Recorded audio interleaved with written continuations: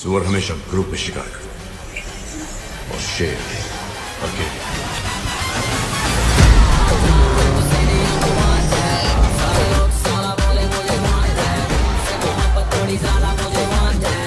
भारत का James bond 1972 में India ने अपना पहला न्यूक्लियर टेस्ट किया जो कि सफल हो गया, जिसे देख पाकिस्तान भी अब अपना न्यूक्लियर टेस्ट करना चाहता था।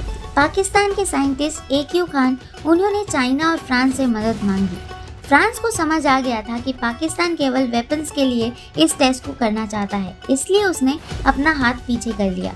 लेकिन चाइना पाकिस्तान का साथ देने के लिए तैयार हो गया। इसके बावजूद साइंटिस्ट खान को अपनी तैयारी अधूरी लग रही थी, इसलिए वो नॉर्थ कोरिया जाते हैं। जिसके बाद इंडियन गवर्नमेंट ये सोच में पड़ गई कि आखिर पाकिस्तान के साइंटिस्ट नॉर्थ कोरिया क्यों गए हैं। जिसके बाद मैडम इंदिरा गांधी ने रॉ और IB का गठन कर दिया और एक टीम बनाई। वो चाहती थी कि कुछ इंडियन स्पाई पाकिस्तान और चाइना जाकर पता लगाएं कि आखिर उनके इरादे क्या हैं। इंडिया की तरफ से अजित डोभाल को सिलेक्ट किया जाता है। अजित डोभाल को इंस्ट्रक्शंस मिलते हैं कि वो पाकिस्तान में जाकर अपना एक नेटवर्क बनाएं और डायरेक्ट इंदिरा गांधी को इन्फॉर्म करें। रॉ एजेंसी को पता चला कि पाकिस्तान की कहोता नाम की एक जगह है जहां खान रिसर्च सेंटर नाम का एक मकान था, जहां इसकी तैयारी चल रही थी। इंडियन रॉ एजेंसी को ये लीड तो मिल गई थी, लेकिन एग्जैक्ट लोकेशन नहीं पता थी। जिसके बाद अजित डोभाल एक अंडरकवर एजेंट बनकर पाकिस्तान जाते हैं और वहां इस खान रिसर्च सेंटर को ढूंढने की कोशिश करते हैं।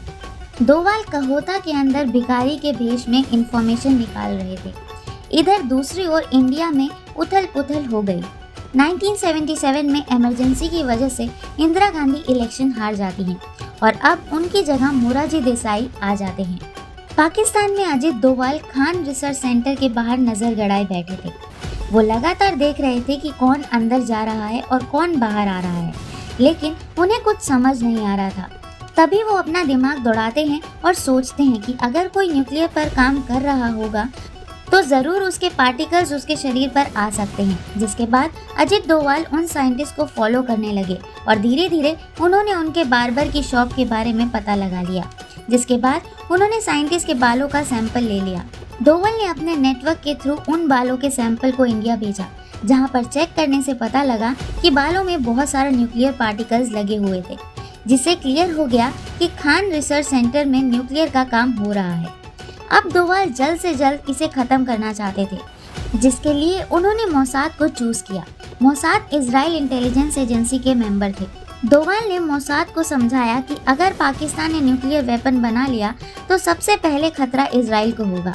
दरअसल डोभाल चाहते थे कि पाकिस्तान कोई न्यूक्लियर वेपन बना ही ना पाए और इंडिया से उसे कोई डायरेक्ट फेस ऑफ भी ना हो, इसलिए वो मोसाद को इन्फ्लुएंस करते हैं और मोसाद मान भी जाता है।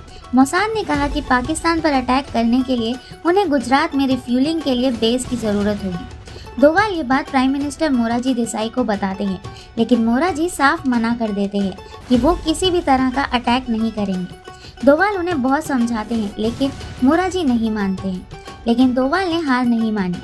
वो कहोता का रिसर्च सेंटर बंद कराने की तमाम कोशिश करते हैं, लेकिन बार बार मोरारजी देसाई उन्हें मना कर देते हैं। जिसके बाद एक दिन जब पाकिस्तान के प्राइम मिनिस्टर जिया उल हक ने मोरारजी देसाई से कुछ बात करने के लिए कॉल किया, तो देसाई ने बातों ही बातों में उन्हें कह दिया कि इंडिया को कहोता के न्यूक्लियर के बारे में सब पता है।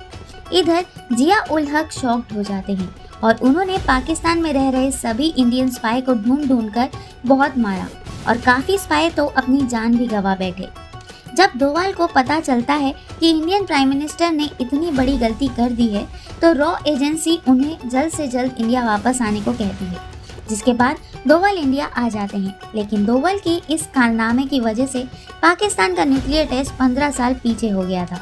और ऐसे ही स्टोरी होने वाली है सलमान खान की आने वाली फिल्म वांटेड 2 की। आपको ये स्टोरी कैसी लगी हमें कमेंट सेक्शन पे ज़रूर बताएं और उम्मीद है अगर अच्छी लगी होगी तो इसे लाइक एंड शेयर ज़रूर कर दीजिएगा। और अगर आप चैनल पे नए हैं तो इसे सब्सक्राइब करना बिल्कुल ही मत भूलिएगा। मिलते हैं अगली वीडियो में, तब तक के लिए नमस्कार।